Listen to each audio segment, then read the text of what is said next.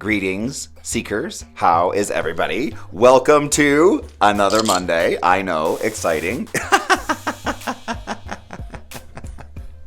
But, Mondays are not all created the same. And I'm very, very, very grateful to be in here today on a Monday where I'm not remember when we talked about the different five sections of it starts off with, let me grab it really quick.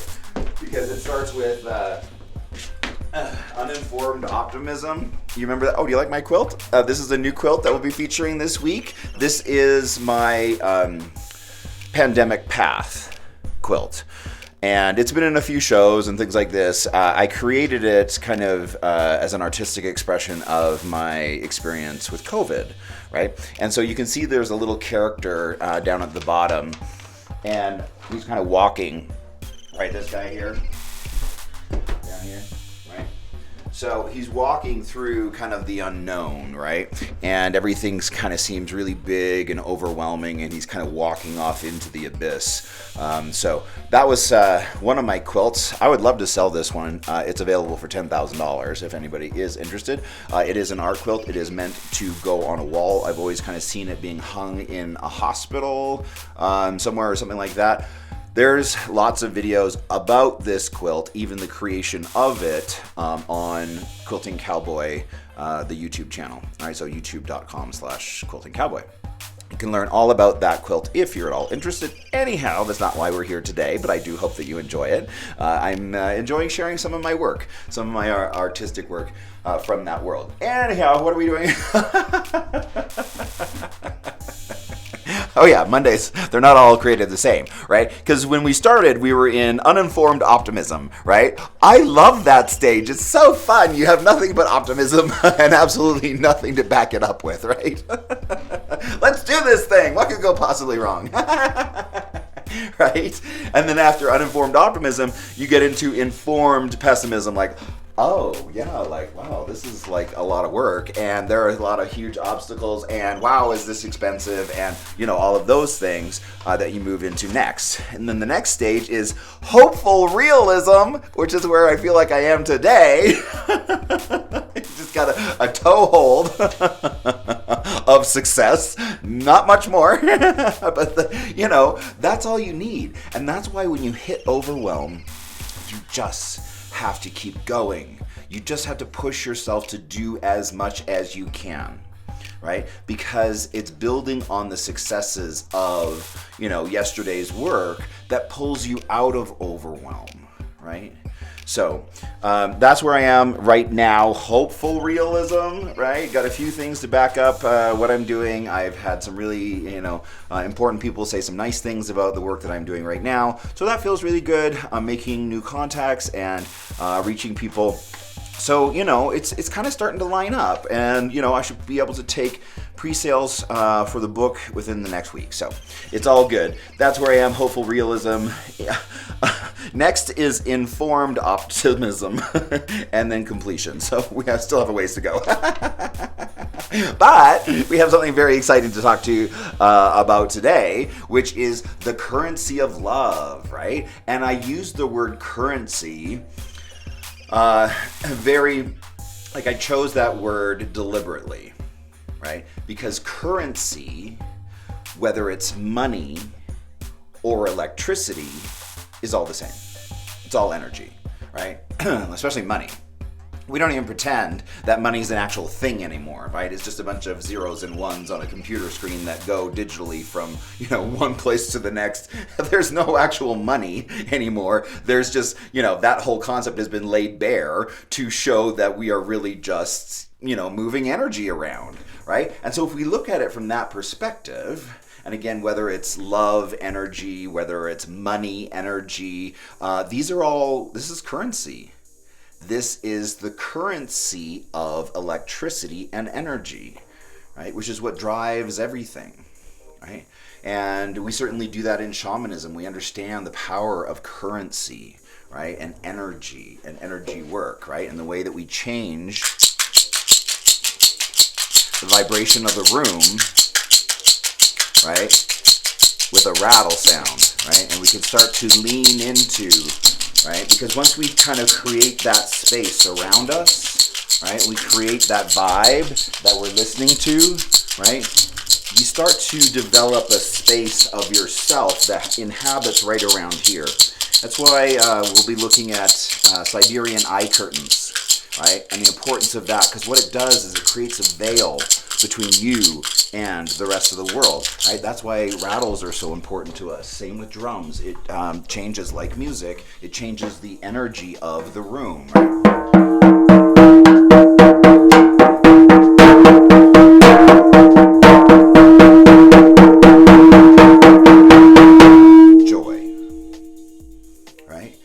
Don't always need drums and rattles in order to do that. You can do it with your own voice. If you're having a bad day, just stand in the middle of the room and scream out some really wonderful, energetic words, right? We've done that exercise before in terms of just like, let's just all do it. All right, let's just be stupid at home. Just say it, right? Just say it. You don't have to stand up and dance around, but change the energy by vocalizing words, right? So let's just give it a shot. Joy, happiness, beauty, me being stupid.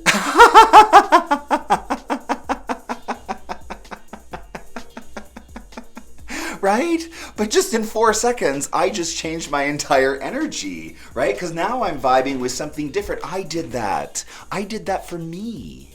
And you can do that for you anytime you need it, right? So, whether it's music, whether it's drums and rattles, we have the ability to tap into currency, right? The electricity, right? The vibe of the universe, right? That's all available to us anytime that we need it, right? So, love's currency, given that it's Valentine's Day. Happy Valentine's Day, everybody. I hope that you have a special day, right? And you get to do some special things. Whatever that means for you, I send you blessings for that you have a wonderful day. But I also wanted to talk a little bit about my love's currency and my relationship with John. Because it has been a really special and unique journey for the two of us as a couple. And, we're really, there almost aren't words for our relationship. It's not anything I've ever experienced before. He truly is my best friend. Right? And we can be stupid together. Obviously I need someone I can be stupid with.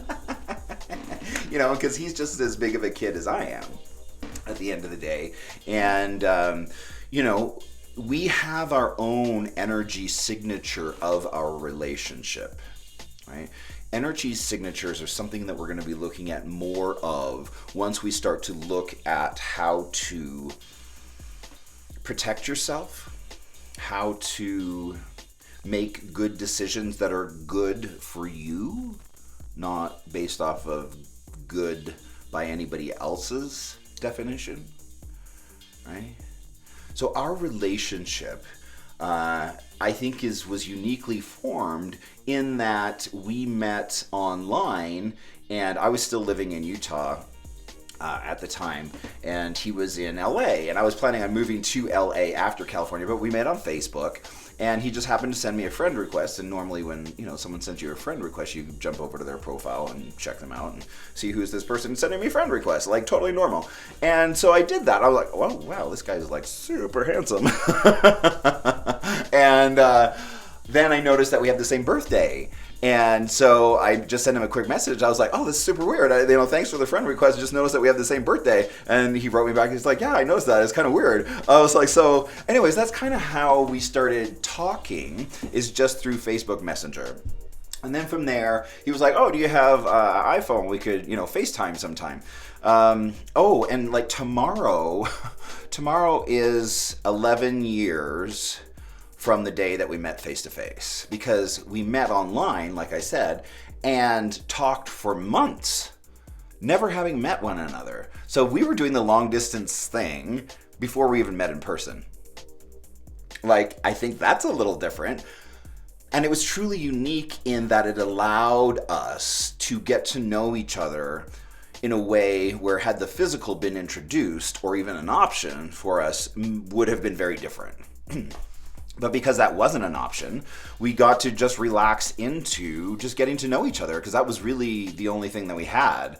So, we, within a week or two, were every night FaceTiming for hours, and we just talked, and we're just being stupid, and like we just kind of clicked, from the onset.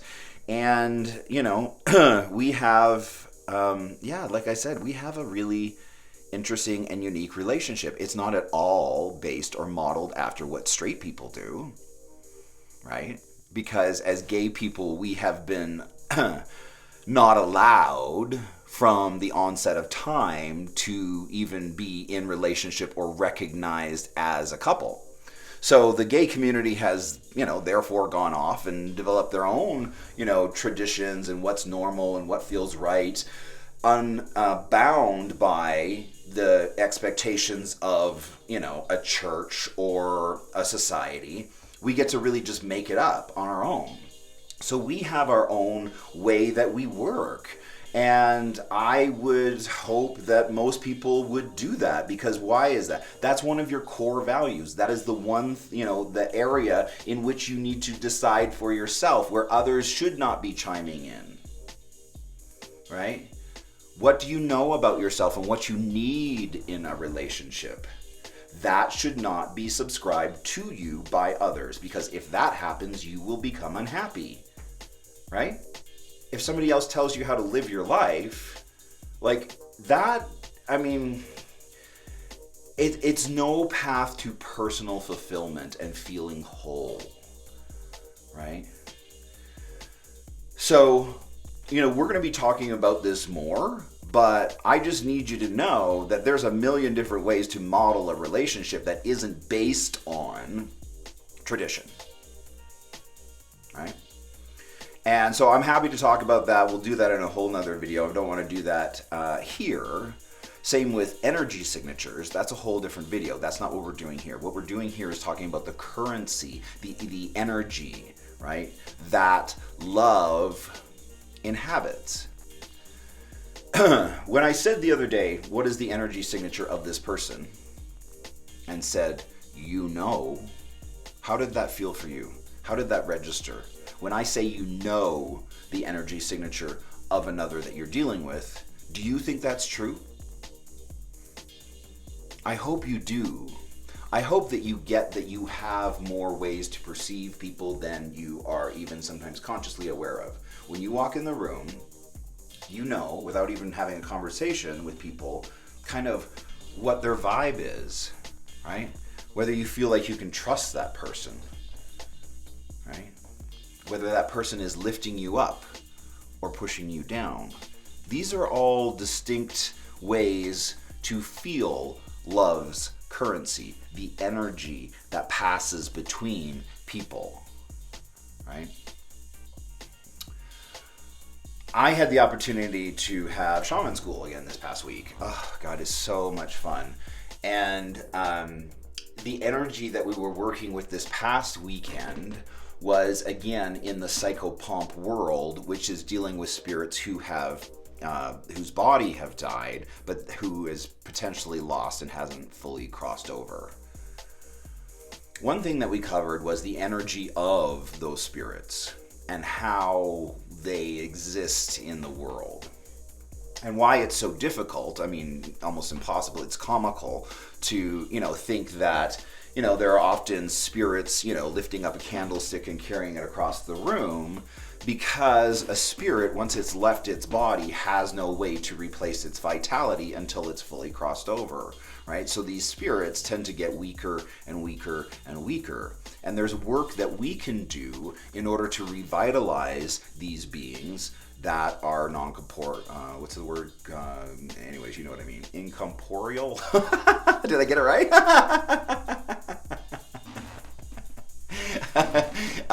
But who have left their body, but haven't fully crossed over. And that there's energy work that needs to be done there with them to help them.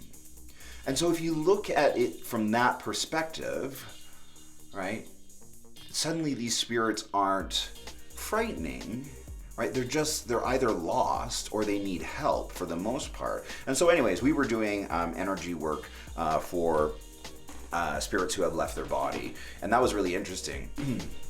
We also had to do an exercise where we visited our own death, right? Because we need to do some work there. Your death, the miracle of your death, is energy work that you still have time to do.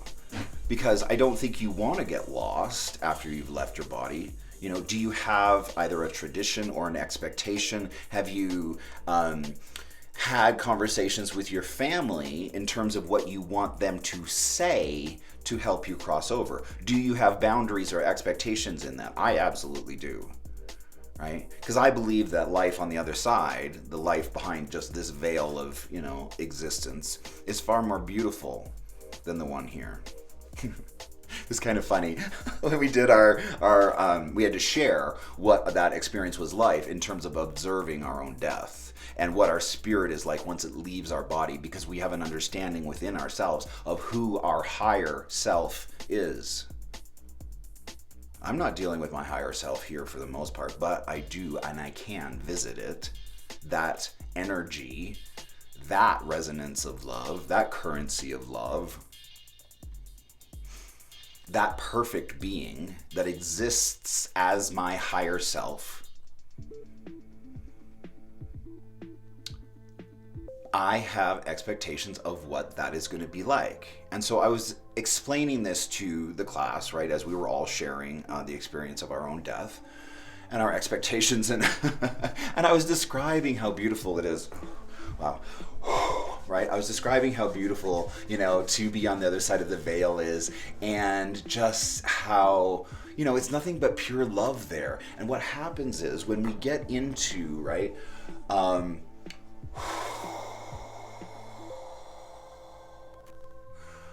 that expectation, right, of what, you know, not expectation, but like experience. And I was explaining to them what my experience was and what I'm hoping for.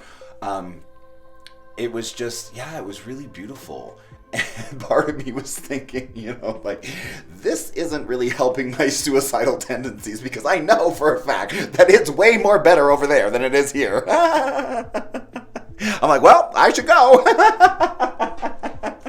Right? Because I know, and I have through, you know, this psychopomp work, had the opportunity to experience even more fully my higher true self, which lives behind the veil, right? As you've seen, is a mess. Whole lot of human ego going on, right? Which is, you know, part and parcel of, you know, just what it is. You know, that's just life on Earth. You know, we get born into these meat packages that are heavily influenced by a human ego, right? But finding that the beauty on the other side is, you know, certainly nothing to be feared, and certainly something to talk about, because if you have traditions or even words that you want expressed by your loved ones to hold you, right? Oh gosh, to hold you in that space as you're crossing over, right? And to have your family be there doing this, right, from their hearts, holding you on the other side, right, and sending you love as you're crossing over. What is it that you want to have them say to you? Do you know? Have you, like, you know, really, like, you know, looked at that? What's going to make you feel held and safe? Because, you know, are you expecting to have a fearful time of it? You shouldn't, right? This is the universal love, which is everything, which is the energy, right, of currency. What's your expectation there for your family, for your loved ones, right? What do you want? What do you need? Take some time and visit that. How do you want your loved ones to hold you in that experience? You need to let them know now, right? Because if there's no tradition or no expectation or no understanding of what that process is going to be like, the greatest, miracle of your life, your own death, well, I just feel like if we take the time to address these things now, while we really have time, that it's just going to be a better experience for you, because, there's no reason why our deaths can't be beautiful, right? The entire concept of a death doula, I just think is so beautiful. Oh my gosh, that there are people in this world, right, who would dedicate themselves to the process of helping people cross over, right? A death doula, I think, is just something to certainly learn about, if nothing else, right? Those who live in that world, that psychopomp world of the in-between, right? And helping those people, oh, God, that stuff just, it's so fascinating to me, right? So, anyhow, didn't mean to get too much onto death, but here we are. Because the currency of love isn't extinguished when our physical body dies, right? We just kind of cross over and continue going behind the veil. This veil, right? Which is mostly illusion and made up stuff, right? So I'm looking forward to doing that work and helping my family have, words and things and expectations, because like even simple things like, what is the timing that you want your family to give you prior to addressing you on the other side?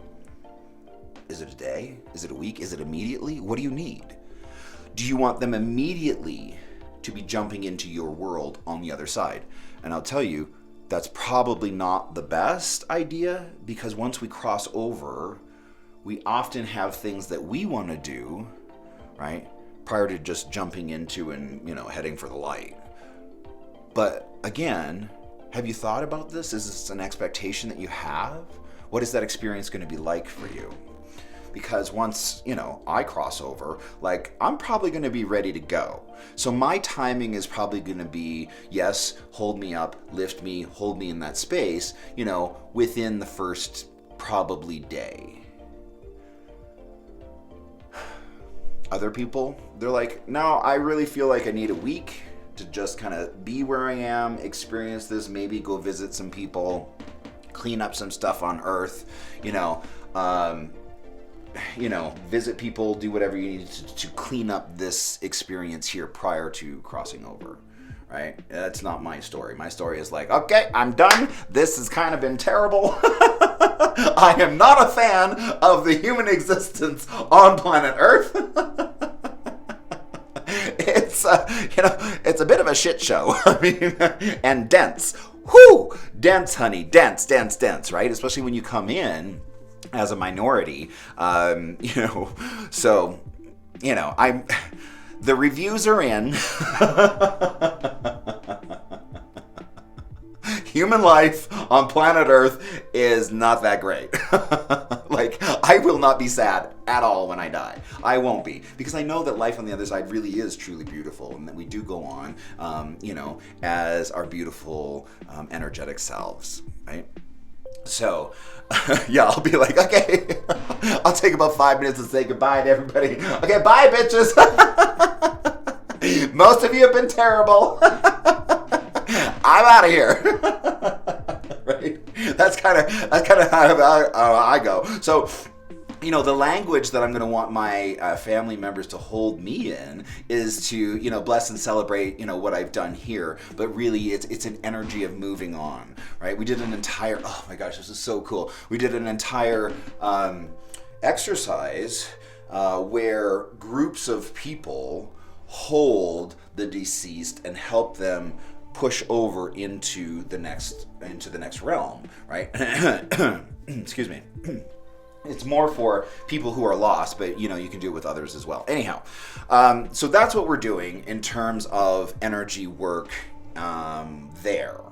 But just in terms of love's currency, it's one reason, like, currency again is energy, which is money, right? Like, and it's so I feel like I've always viewed money possibly differently than some people, because I really do just see it as energy, right?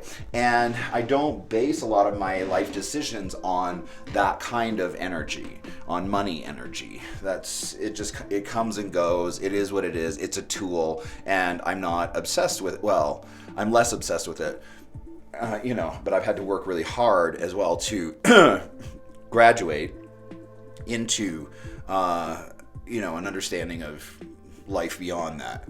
But I've also been very blessed. I mean, come on. I'm a very lucky person along those lines. But I've also worked really hard, right? So I think that one of the other understandings I wanted to have in this conversation was that we think we deal in money with others, right? That's not the currency that we deal with in others.